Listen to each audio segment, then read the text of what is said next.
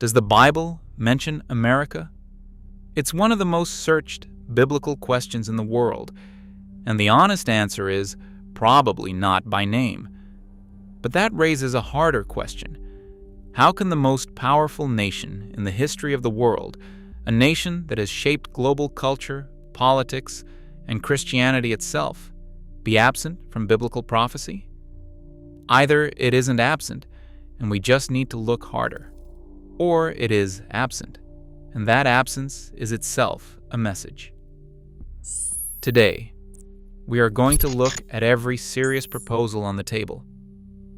We are going to read the actual biblical texts that scholars point to, and then we are going to sit with the most uncomfortable possibility that the Bible's silence about America might be the most important thing it says. The question comes from a simple observation.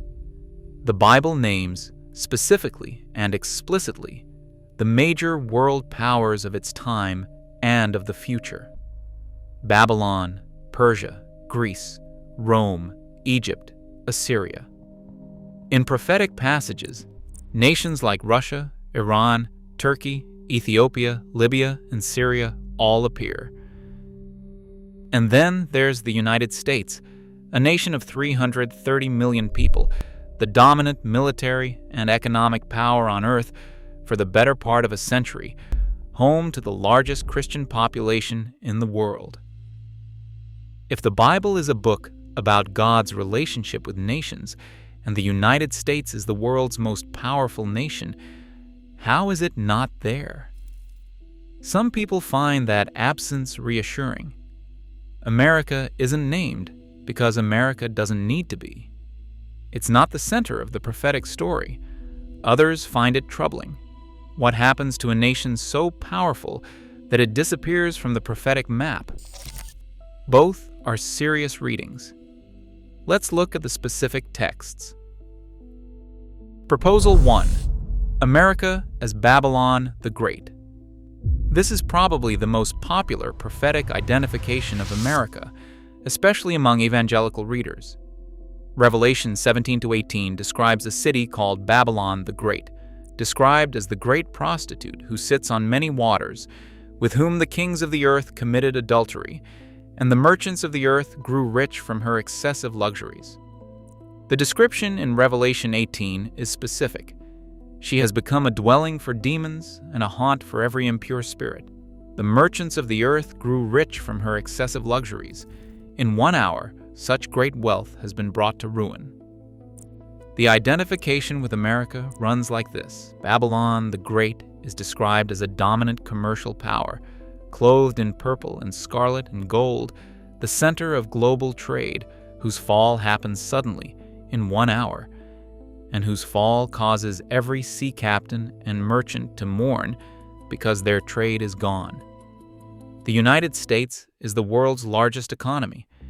It dominates global trade and culture in a way no city in the ancient world could, and its fall would devastate global markets overnight. Critics of this identification note that John says Babylon the Great is that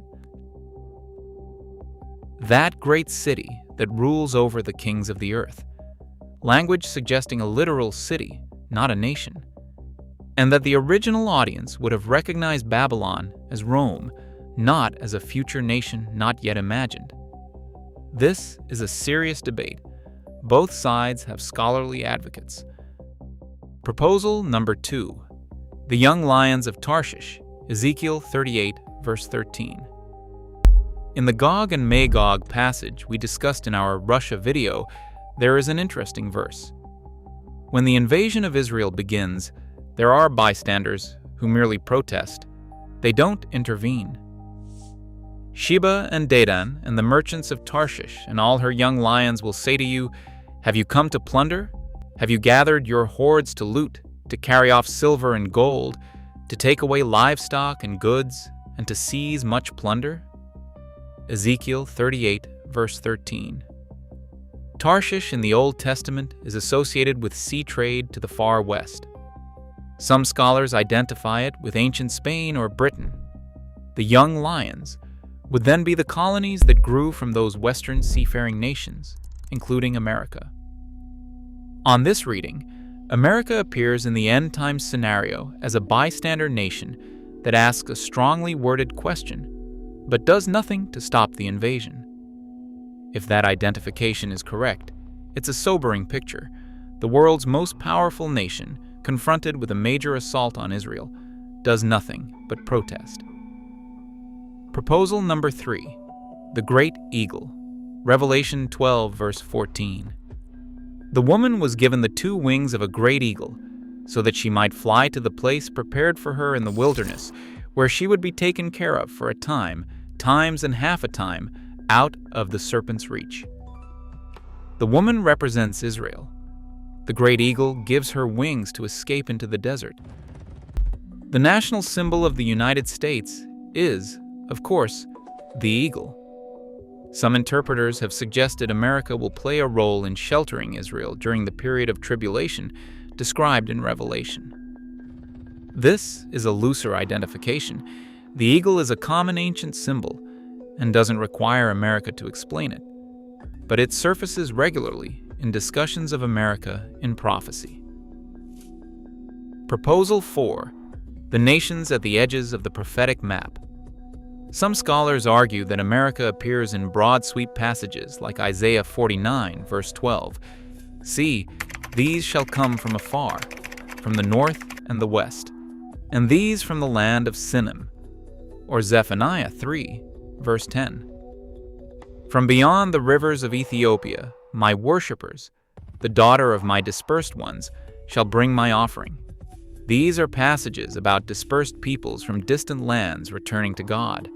They're too general to make specific national identifications, but they signal that the biblical worldview is not narrowly bounded to the Middle East, and it includes peoples at the far edges of the known world. Let's sit with the possibility that is most uncomfortable for American Christians. What if America simply is not in biblical prophecy? Not because it is unimportant, but because by the time the prophetic events described in the Bible fully unfold, America is no longer the dominant global power. Every empire that has ever existed eventually ended. The Babylonian Empire, the Persian Empire, the Greek Empire, the Roman Empire, the British Empire.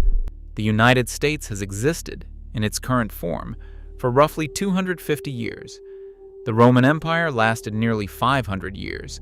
The Egyptian Empire lasted thousands of years. Historical patterns suggest that all empires, all of them, eventually decline, fragment, or fall. If America declines significantly before the events of the final prophetic chapters, then its absence from prophecy isn't a mystery. It's a warning. The Bible consistently warns that nations which abandon righteousness, particularly nations that were built on faith and then walk away from it, face judgment. Not as a threat, as a pattern. The prophets say it to Israel. They say it to Babylon. They say it to every nation that lifts itself up and forgets where its strength came from. This is perhaps the most practically important question. The nations that do appear in biblical prophecy, Babylon, Assyria, Egypt, Rome, what happened to them? Babylon fell to Persia in one night.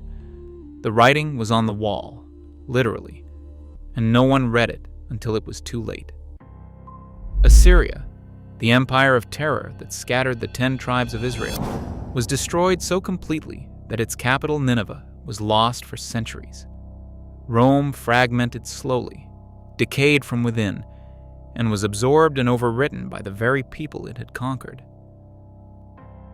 The prophets identified 3 consistent patterns leading to the fall of great nations: pride, the conviction that their power was their own achievement; injustice, the abuse of the weak and the vulnerable; idolatry, replacing God with wealth, pleasure, and power as the source of security. These patterns are not ancient history. They are the story of every civilization that has ever risen and fallen. Whether or not America appears in biblical prophecy, what the Bible says to America is the same thing it said to Babylon, to Rome, to every great power that came before. Power is borrowed, wealth is temporary. Empires are not eternal. And the only kingdom that the Bible says will never end is the one not built by human hands. If you want to keep exploring what the Bible actually says about nations, about history, and about what is coming, subscribe to Bible Radar. Every week, we open the text carefully, honestly, and without an agenda. God bless.